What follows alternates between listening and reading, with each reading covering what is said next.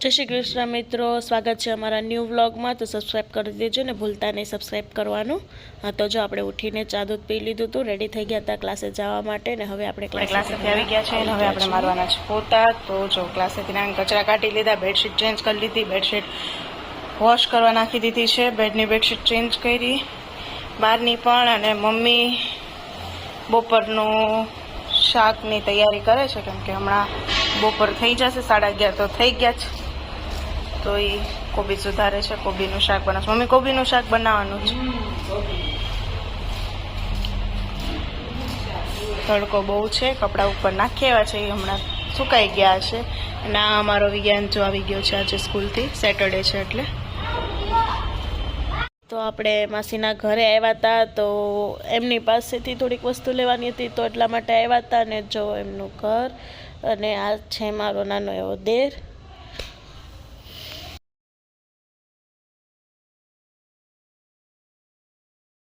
આમાં નણંદનું કામકાજ જો મારા નણંદની છે ને ફાઇન વર્ક છે, બધી જ વસ્તુ એમને એમના આઈડિયાથી બનાવેલું છે, કોઈને જોઈને કે એવું નથી, બધું એમને હાથે બનાવેલું છે. જોઈ શકો છો અંદરથી તાળીઓ પાડે છે માણસો.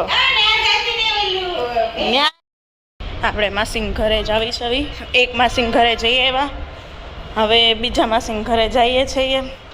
થોડીક વસ્તુ લેવાની છે માસીન ઘરેથી, એટલે તો 4th ફ્લોર ઉપર છે, બોલાવી લઈએ લિફ્ટ. જો માસી રસોઈ કરે 5 વાગ્યામાં. શું બનાવો છો? સુકી ભાજી. હાસીની કબરાવ જાય છે ને એટલે રસોઈ બનાવજો, ન કરી કે અત્યારમાં નથી બનાવતો તમતાર. ચાલો સુકી ભાજી ખાવા, વરસાદ આવવાના દાણા લોટ વાળા. કલર નાખી દીધો એ 5 મિનિટમાં. હમણાં કાંઈ નહોતું. કલર કરવો પડે ને. સરસ. જો આપણે લઈ લીધું, બોલાવી લીધી લિફ્ટ અને સિંકર. ઘરે આવી ગયા હતા અને 4 વાગી ગયા હતા, તો આપણે ભૂખ લાગી હતી એટલે આપણે શેવડી ખાવા બેસી ગયા હતા, કેમ કે શેવડી અત્યારે સિઝન છે. તો હું ને મમ્મી બંને બેસી ગયા હતા શેવડી ખાવા. જો આ મારી ફ્રેન્ડ છોકરો બનીને બેસી ગઈ છે અને એના હેર વ્હાઈટ થઈ ગયા છે, એટલે એ બ્રાઉન કે બ્લેક કલર, કયો કલર કરો છો? લ્યો, એને પણ ફોરેનર બનવું છે એટલે બ્રાઉન કલર કરે છે. લાઇટ બ્રાઉન કે ડાર્ક બ્રાઉન? ઓકે, તો આફ્રિકન બનો છો તમે? કેવા બેન? અને આ અમે સ્પેશિયલ બોલાવ્યા છે કલર નાખવાવાળાને, જે જનરલ કલર કરે છે એવું એને અમને કીધું.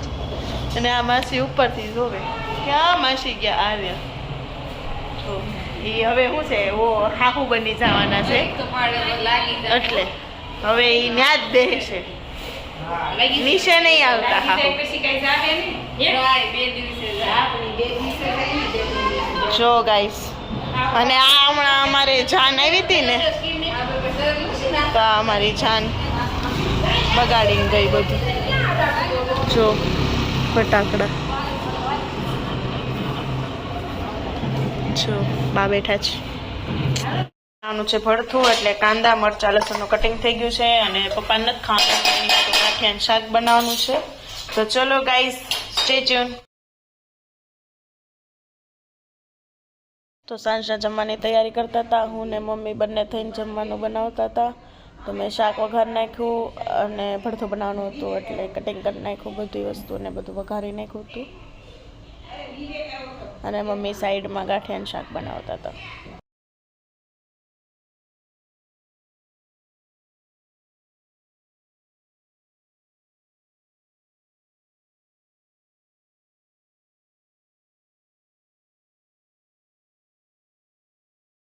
દાદા જમવા બેઠા છે, પપ્પા દીવાબત્તી કરે છે, અને મને ભૂખ લાગી છે એટલે હું બેસી જાઉં.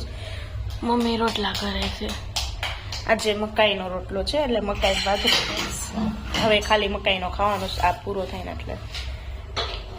ચલો ગાઈસ, આવો જો. તો ગાઈસ જો પપ્પા છે ને સાડી ઓલા ચાદર સંકેલતા હતા ને, તો મેં એમનું શૂટિંગ લઈ લીધું, કેમ કે મમ્મી છે ને સાડી પહેરવા ગયા હતા અને હું બધું કામ કરીને ફ્રી જસ્ટ થઈ હતી ત્યાં એમનું કામ કરતા. એને નથી ખબર હું વિડીયો શૂટ કરું છું.